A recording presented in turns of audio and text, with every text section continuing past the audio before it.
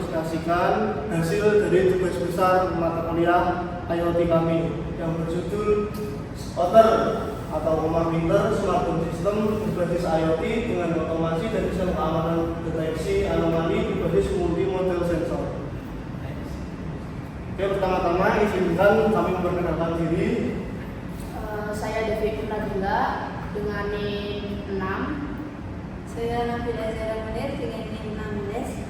Saya Raja Balmi Mahmudi dengan NIM terakhir 18. Saya Muhammad Rafael Teguh dengan NIM 15. Dan saya Muhammad Iqbal dengan NIM 13. Pertama-tama masuk ke latar belakang. Jadi alasan kami memilih proyek ini adalah dikarenakan perkembangan IoT saat ini berfokus pada otomasi, kontrol jarak jauh, dan peningkatan sistem keamanan rumah. Namun sayangnya mayoritas masih menggunakan sistem single sensor, sehingga dengan itu masih memiliki banyak kesalahan, sehingga justru menyulitkan pemilik rumah. Untuk itu kami memberikan solusi sistem keamanan dengan berbasis multimodal, namun tetap ringan tanpa membebani perangkat komputasi. Nah, konsep dari fitur utama dari OTER sendiri yang pertama ada anomaly detection, di mana sistem menggunakan fungsi data dari berbagai sensor terintegrasi untuk mendeteksi anomali keamanan secara presisi. Indikasi penyusupan akan ditetapkan apabila sensor PIR mendeteksi pergerakan berkelanjutan tanpa adanya catatan autentikasi akses masuk yang sah melalui modul RFID. Yang kedua adalah kontrol otomatis, di mana ESP32 mengelola aktuator seperti kipas angin, pencahayaan, dan motor servo berdasarkan data sensor, serta langsung mengaktifkan alarm buzzer dan mengirimkan notifikasi darurat tanpa menunggu instruksi pengguna saat terdeteksi anomali berbahaya seperti potensi kebakaran atau penyusupan. Yang ketiga ada kendali jarak jauh, di mana pengguna difasilitasi dengan antarmuka aplikasi seluler untuk memantau data sensor secara real time dan melakukan manajemen perangkat dari jarak jauh. Dan yang terakhir ada notifikasi darurat, di mana apabila algoritma AI mengidentifikasi anomali signifikan atau indikasi bahaya, sistem akan langsung mengirimkan peringatan darurat ke aplikasi seluler pengguna. Oke, selanjutnya yaitu sensor dalam sistem yang digunakan. Yang pertama ada sensor DHD11, itu digunakan untuk mengukur suhu dan kelembapan di dalam rumah secara real time. Lalu ada sensor api atau flash sensor, berfungsi untuk mendeteksi keberadaan api atau percikan api secara dingin di dalam rumah. Lalu ada sensor PIR untuk mendeteksi pergerakan objek di dalam rumah. Lalu ada RFID, berfungsi sebagai sistem akses pintu fisik yang aman dan autentikasi pengguna, di mana sangat penting untuk mencocokkan data dengan sensor PIR guna mendeteksi anomali spesial. Oke, selanjutnya itu perbedaan implementasi sistem yang kami bangun dengan mereka rujukan.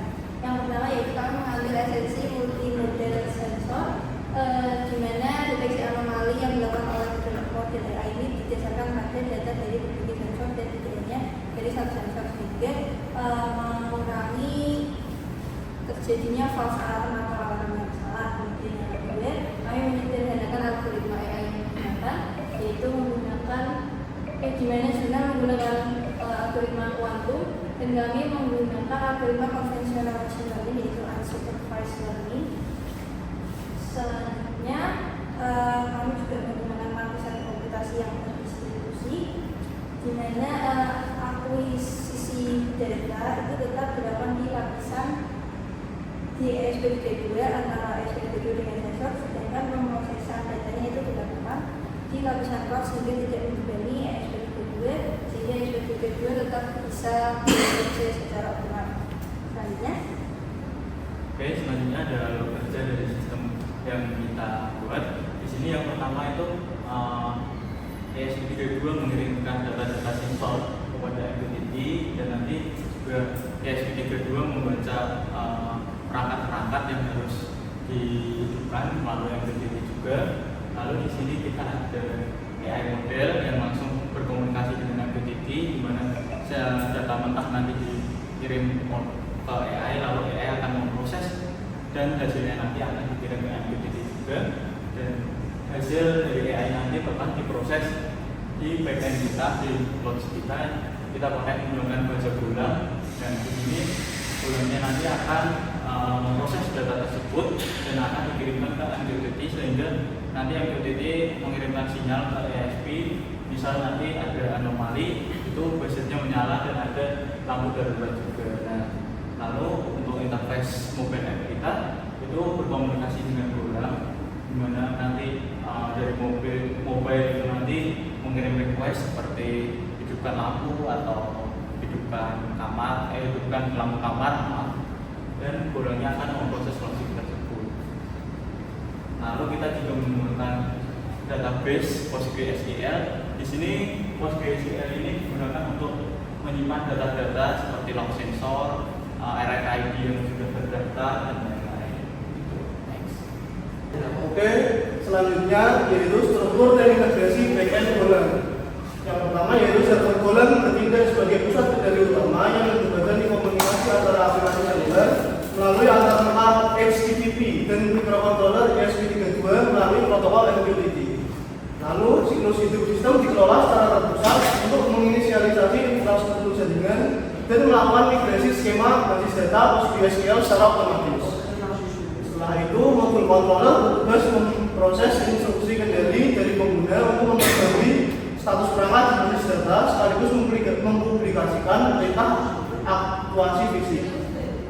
Dan sistem secara aktif mendengarkan telemetri sensor dari jaringan IoT untuk mengeksekusi aturan otomatisasi harian secara otonom tanpa memerlukan intervensi manual.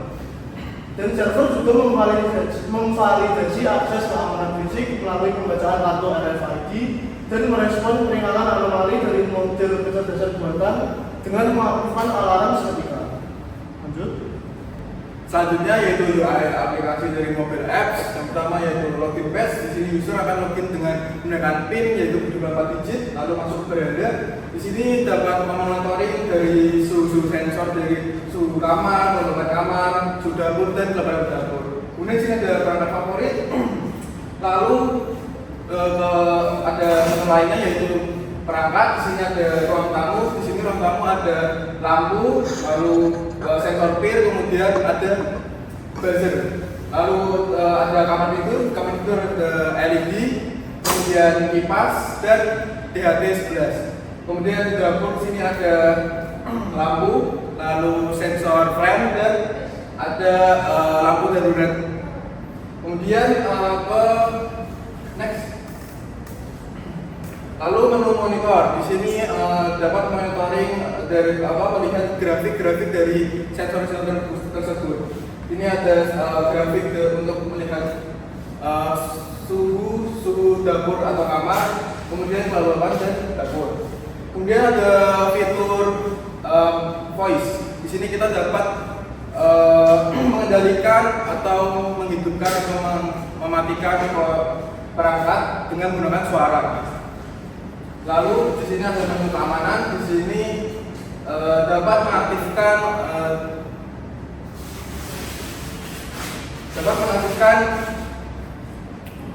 mode darurat. Oke, ulang. Lalu di menu keamanan di sini dapat mengaktifkan mode darurat dan mode siaga jika tidak ada orang. Lalu di sini ada menu notifikasi untuk melihat notif dari sensor-sensor atau RFID. Next. Nah, desain dan alur kerja aplikasi mobile. Antar aplikasi otak dibangun secara modular menggunakan kerangka kerja Flutter dengan pembagian direktori spesifik untuk layar, komponen visual, model data, dan layanan logika. Aplikasi ini berinteraksi secara aman dengan server Golang melalui protokol HTTP tanpa terhubung langsung ke jaringan MQTT perangkat keras. Modul layanan secara rutin melakukan permintaan data ke server untuk mengambil networking point baru dari microcontroller. Lalu sistem memanfaatkan manajemen status bawaan yang ringan untuk langsung merender ulang elemen visual saat menerima pembaruan data sensor. Interaksi kendali dari pengguna dieksekusi menggunakan teknik pembaruan optimis yang seketika mengubah tampilan tanpa perlu menunggu respon jaringan. Oke, mungkin itu saja presentasi singkat dari tugas besar kelompok kami. Kurang lebihnya mohon maaf. Wassalamualaikum warahmatullahi wabarakatuh. Waalaikumsalam.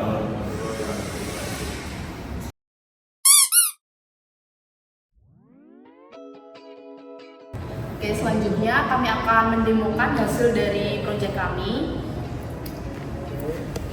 Nah, yang pertama di sini dari halaman rumah, lalu masuk di sini ruangannya ada yang pertama ruang tamu, lalu yang kedua kamar tidur, yang ketiga dapur, dan yang terakhir ada kamar mandi.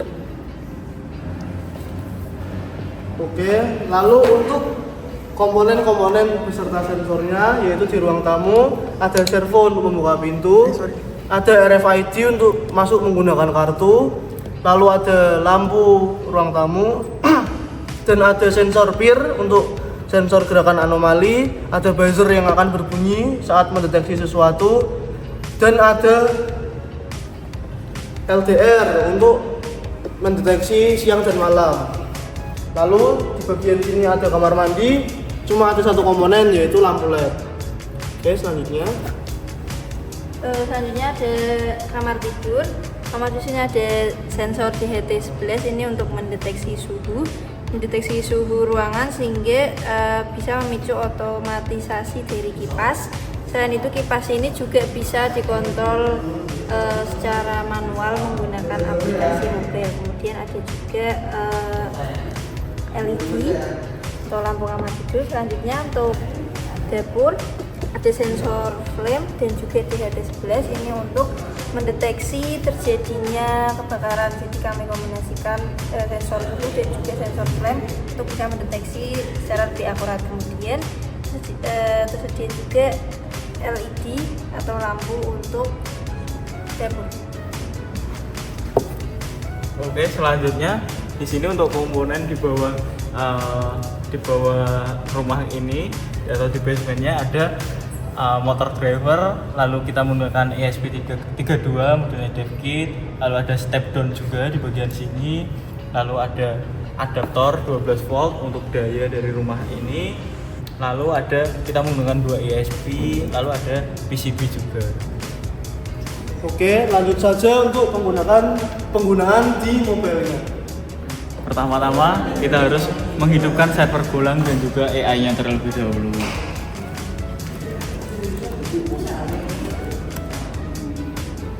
Lalu kita menghidupkan untuk AI-nya. Oke, sudah aman. Lanjut. Oke, untuk demo proyeknya akan kita mulai dengan menancapkan adapter ini pada sumber listrik untuk memberi daya pada sensor-sensor dalam rumah. Oke, kemudian kita masuk ke aplikasinya.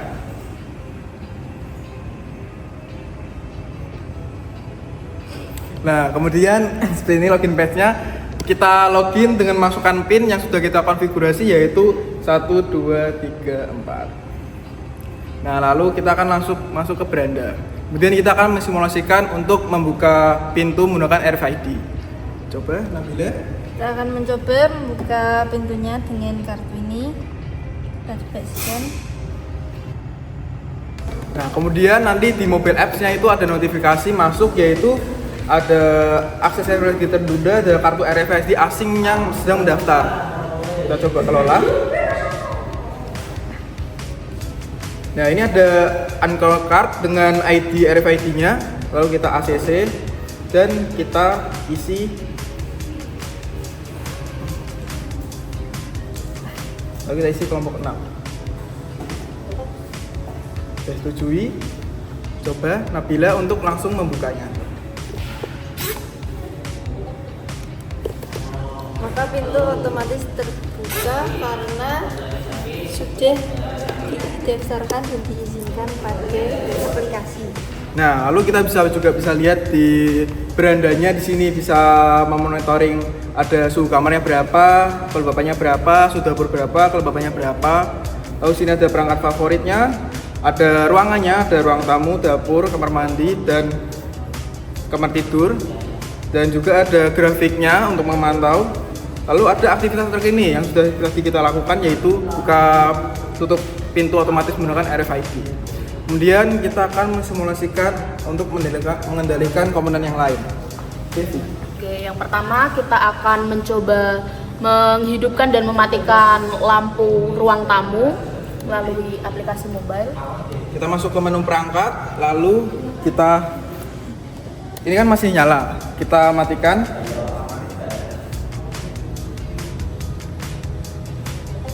Maka akan mati. Lalu coba kita hidupkan lagi, maka akan menyala. Kemudian di sini juga kita bisa mematikan dan menghidupkan menggunakan fitur voice. Di sini kita coba matikan ruang tamu, lampu ruang tamu. Lampu ruang tamu dimatikan. Maka lampu ruang tamu akan mati. Lalu kita coba nyalakan lagi, nyalakan lampu ruang tamu. Lampu ruang tamu dinyalakan. Selanjutnya kita akan mencoba mengendalikan lampu dari ruangan kamar tidur. Oke, untuk kita simulasi untuk menyalakan dan mematikan lampu kamar tidur. Di sini kita masuk ke menu perangkat, lalu kita cari menu kamar tidur. Nah, di sini ada button untuk menghidupkan dan mematikan kamar tidurnya. Ini disimulasikan aja. Nah, di sini lampu kamar tidur dalam kondisi mati. Jika saya pencet ini buttonnya, maka akan nyala. Nah, nyala. Dan kita juga bisa matikan. Atau kita juga bisa menggunakan fitur voice yang di sini. Hidupkan lampu kamar. Lampu kamar dinyalakan. Matikan lampu kamar.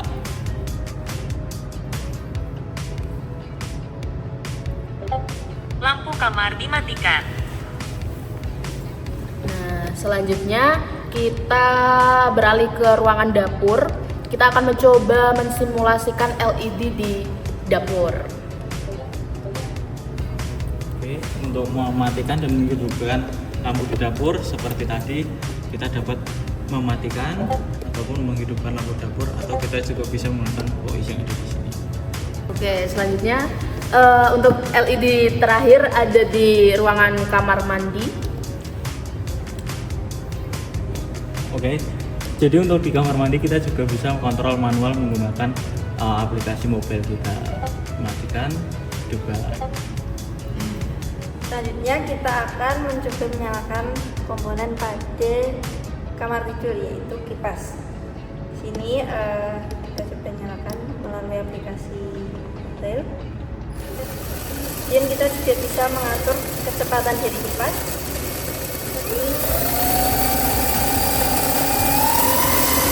Kita bisa mengembalikannya lagi jadi cepat, dan kita juga mematikan kipas angin, maka kipas angin bisa mati. Kita akan coba menggunakan perintah suara. Nyalakan kipas angin.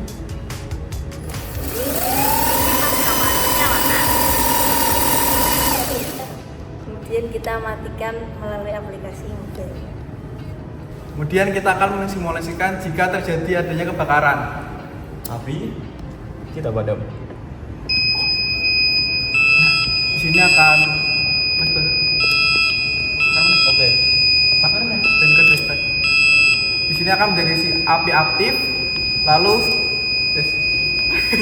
kemudian sirene akan menyala dan akan terus menyala sampai si pemilik rumah mematikan secara manual di mobile apps-nya. Mematikan ke menu keamanan. Lalu jika si owner rumah ingin mengaktifkan buzzernya jika terjadi sesuatu, bisa diaktifkan secara manual juga.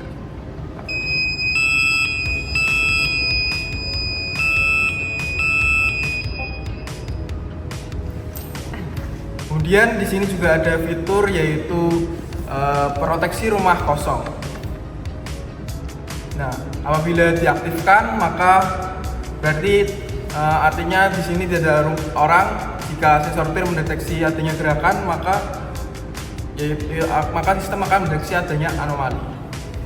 Mbak Hamim. Jadi ini simulasinya rumah dalam kondisi kosong atau si pemilik rumah ini sedang dalam berpergian jauh, dan di sini udah diaktifin juga untuk mode keamanannya. Jadi kalau ada gerakan di rumah pasti mendeteksi itu adalah anomali. Di sini saya akan mensimulasikan bahwa ada gerakan di rumah saat keadaan mode keamanan diaktifkan.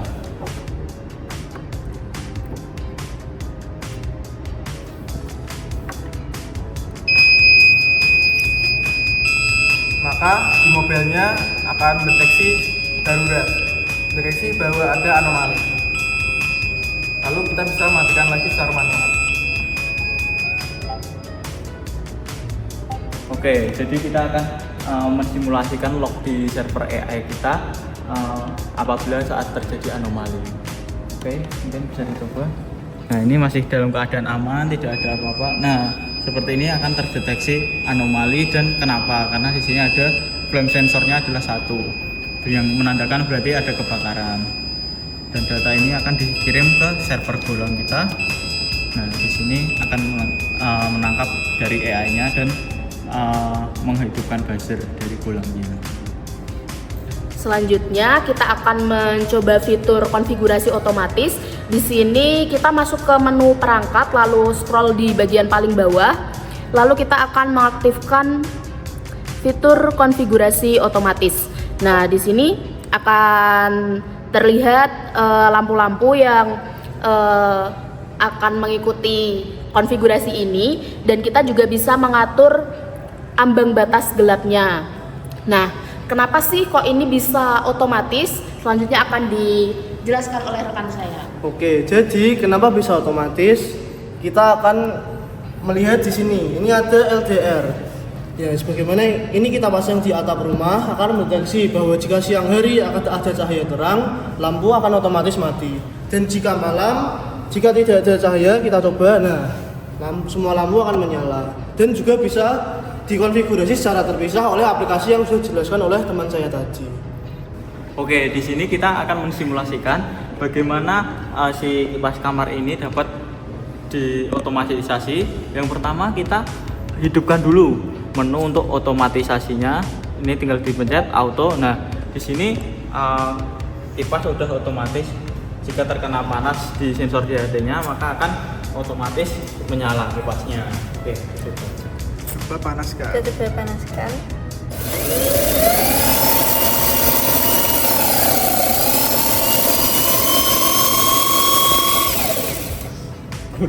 Maka kipas akan menyala secara otomatis karena sebenarnya pada aplikasi Android sudah kita set untuk mode auto.